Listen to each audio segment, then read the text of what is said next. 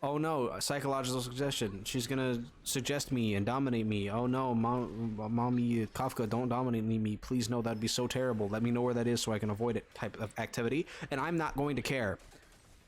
Hello, and welcome to another Honkai Star Rail video. And so, what I've seen a lot going around is people struggling a lot with the simulated universe. Now, I have beaten every single simulated universe for context, right? I've beaten everything, even the second version of all of the original simulated universes.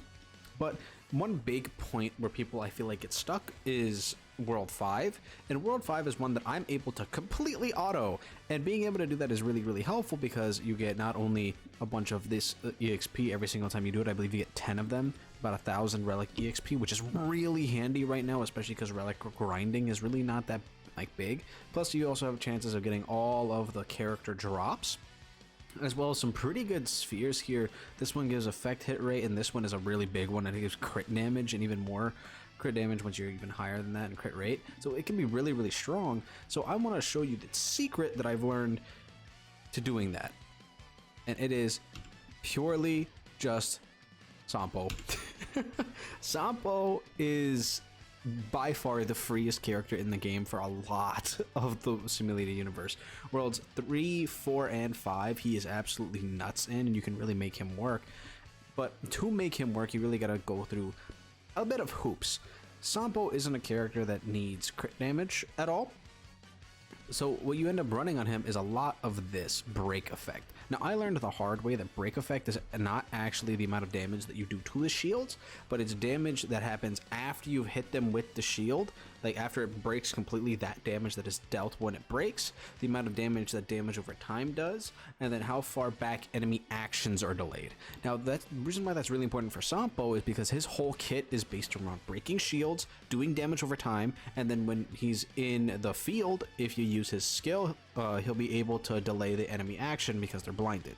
So break effect here is actually insanely important for Sampo, and as you can see here, like I don't have him fully done yet with my traces. I can get him a little bit more. I definitely have some work to do for him, and my relics could use some work. Again, I have a level 0 artifact and a relic and 2 like purples. Now, I did get some really crazy ones here, like this one has a ton of break effect on it, and this one I just got. It doesn't have any break effect on it, but it has a lot of crit rate, has some speed, has some attack percent, so it can be kind of handy.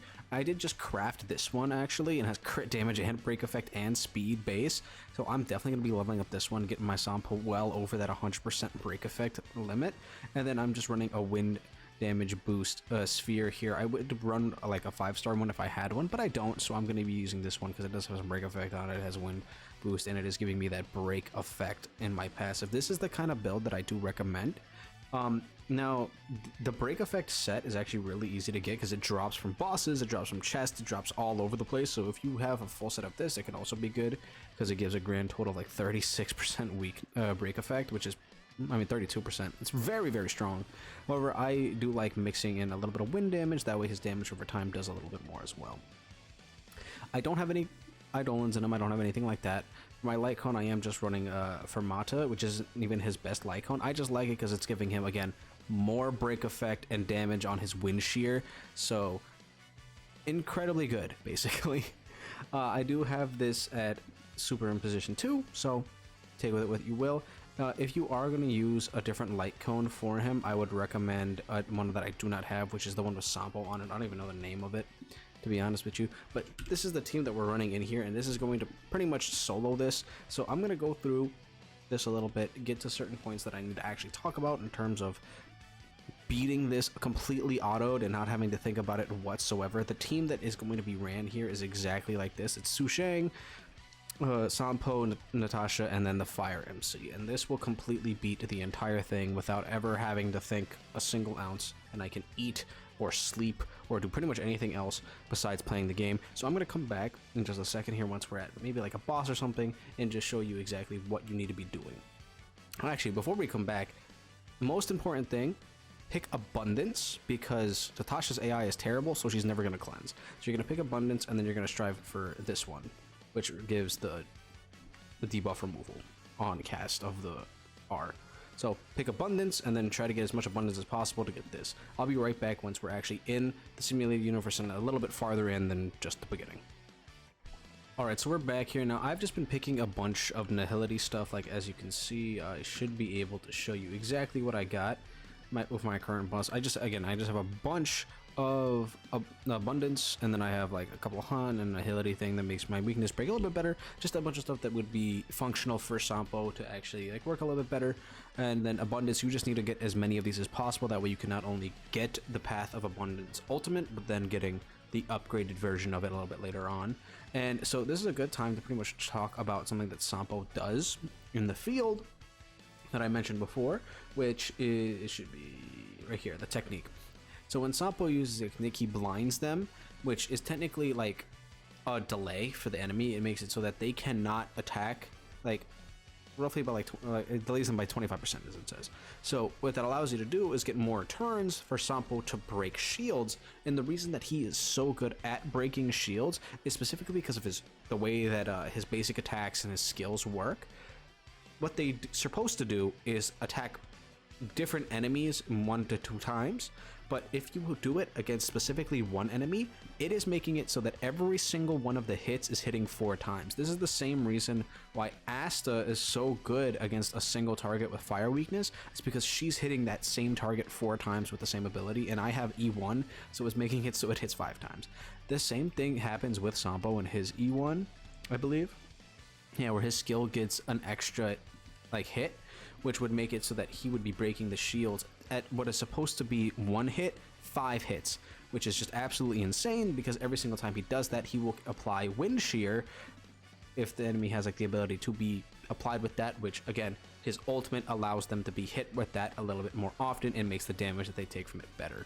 Now, another thing that does make this team really work is the fact that Su Shang, Natasha, and the main character are all very, very strong. These two are literally just here to make sure that you stay alive, and then Su Shang is here for physical damage shields, which are very, very prevalent in this entire thing. So I'm going to show you guys pretty much an example of just how this works. So you just blind them, hit them, and then I should be able to completely auto this without any problem whatsoever. Now I'm literally just going to hit the button and not care, and watch as Sampo literally absolutely shreds the entire thing. Like, what are they supposed to do about this? I don't have to play the game. This is still just a testament to how absolutely ridiculous Sampo and in combination the rest of this team is when going up against enemies that you know they're going to be strong against. That is the most important thing in games like this, knowing what is coming next from the enemy. As you can see, that was incredibly easy. Literally, I didn't do anything. My hand was not even on my keyboard or anything. I'm just going to pick any of these abundance things because that's all we need. It's just abundance, abundance, abundance. It doesn't matter what curio I pick. It doesn't matter anything that I pick as long as I have abundance stuff. I am going to actually claim this because I need the stuff from here. That's terrible. That's terrible. And that's terrible. Yeah, so I need the relics here, so I do want to claim these. But as you saw, we literally didn't have to do anything. I don't have to talk to Herta about upgrading my stuff. It doesn't really matter as long as I have enough abundance stacks to get the cleanse and that I have this team set up in the way that it is. I do not care at all. Oh, perfect. Before I skip any farther ahead, again, this is the one that we want. Resonance Formation Anika. This is the one. This is the good one because it gives you basically the free cleanse. And if we do get to the point where we're gonna get another abundance one, I like this one because it basically makes it so that it always procs every single time, and like you'll be perfectly fine all the time. So just make sure that you do pick the one that gives you the Subduing Evils buff. That way you can cleanse all of Kafka's debuffs, and she will never be able to do literally anything to you. Anyway, I'm gonna keep autoing this until we get to Kafka, so I'll see you guys then.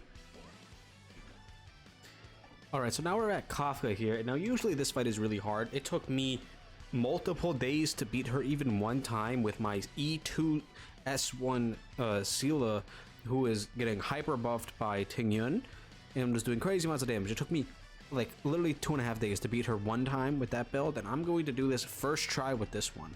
So again, blind, and now since she's weak, I can switch over to Su Shang, hit her with this, and she'll take even more damage.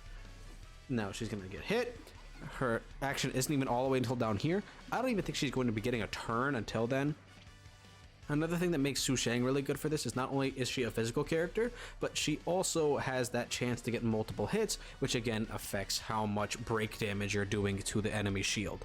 So I'm going to hit the auto button here, and we're just going to speed through this with very little difficulty. And you're going to quickly see why this is broken. In a good way. Because all this game is about information. Knowing what is going to happen in the fights is your personal key to victory in every single one of them. If you know what's going to happen, you can prepare for it and be crazy broken for when it does. I am not even going to think about this entire fight. I might even skip around a bit. You will see maybe even half of this, but you should understand very quickly why this is good. I don't think I need to explain it. You'll I'm not going to be doing a whole lot of damage to Kafka. She's going to very clearly outdamage me, but what's going to happen is she's not going to be able to do anything. Because if I take damage, oh no, I took damage. Oh no, I'm taking damage. Oh, what's that? I'm healed? Oh, shucks. Like, it doesn't matter. It does not matter. I'm going to be getting healed forever, breaking her shield forever, and not thinking about anything. My characters aren't even built very well. I have 4-star unmaxed leveled relics and light cones that are S1 and level like 40. Some of them are level 50, that's for sure. I have a couple level 60 characters, so maybe be like, oh, you have level 60s, that's what matters. I did this all when all of these characters were level 50. 2 of them are still level 50. The only ones that are level 60 are the MC and then Sampo, because I really like Sampo, and his talents aren't even upgraded all the way. Like, you can very clearly see where this starts getting kind of gross, as the fact that it is already phase 2 and I have not done anything. It's fully autoed. I am completely fine. We already have another stack of the abundance ult ready. It's gonna proc anyway after I get hit here because of the path that I took for it. So she's gonna do damage to me, but it doesn't matter because I'm gonna Sampo ult, and then I'm gonna MC ult, and then I'm gonna heal. It gets to the point where it's kind of ridiculous. So if you want to be able to completely farm out Kafka and have little trouble at all with this, full abundance, get to the one that gives you the cleanse, and Sampo Su Shang, Fire MC Natasha. It is literally invincible. I am already done phase 2. Phase 2 is already over. Phase 3, she has 11 stacks. She stacks attack. She's only been able to stack 11 times. I am completely fine. Oh no, psychological suggestion. She's gonna suggest me and dominate me. Oh no, mommy Kafka, don't dominate me. Please, no, that'd be so terrible. Let me know where that is so I can avoid it type of activity. And I'm not going to care. Because she's already broken and lost half of her health. Right? It doesn't matter. It just does not matter. Look at your screen. Look at it. Look at it. This is unhinged gameplay. I'm not even like doing anything. This is just it's just too easy. It's just that easy. Now, if you haven't made it to World 5 and you have all of these characters, prepare them for it. World 5, if you're not ready, is very hard.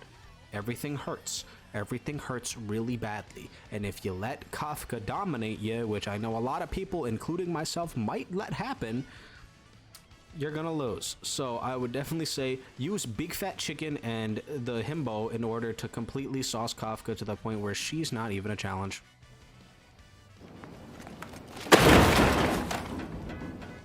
And she's dead. My hands weren't even on my keyboard. That's how easy that was. Now I'm going to claim my reward of a very okay artifact. And isn't that just easy? That's the secret. It's really just that simple. Simple. Like, it's very simple. My Su Shang, she's level 50. Free to play. Level 40 light cone. Traces barely leveled up. I don't even have her paths unlocked. Do I need it? No. Her relics, level 4, level 0, level 6s. Just some crit rate, some physical damage. Her Eidolon, I got 2 of them. They don't really do a whole lot for her, but like, look at her stats. They're terrible. Sampo, he's the only one that's even like relatively built here. You saw his stuff earlier. 0 Eidolons. Natasha, I do have her E6. That doesn't really matter. The only thing that really matters for Natasha is getting this, because it gives you a cleanse. You can very clearly see, like, these stats are terrible. Like, this is all terrible. Again, I mean, main MC here, he has 2k defense, and he could be a little bit stronger, but I don't have anything good, really.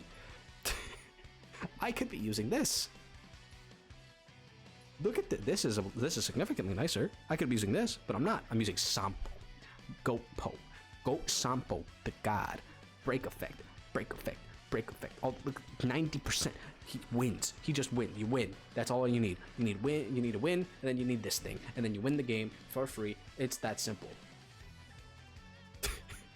Anyway, let me know if this helped you beat World 5 on auto and farm it out. Again, you can do this for free Relic EXP, which is insanely helpful right now. So feel free to farm this. Use this team. It's insane. Most of this team is free to play, except for Sampo Sushang, who is, again, the most important part of it, but you'll get him eventually, and you can just farm this forever you want, and ever. Do it instantly. Amazing artifacts and relics, all this stuff. Let me know how if this helped you at all in the comments down below. Don't forget to like and subscribe, and I'll see you guys all in the next video.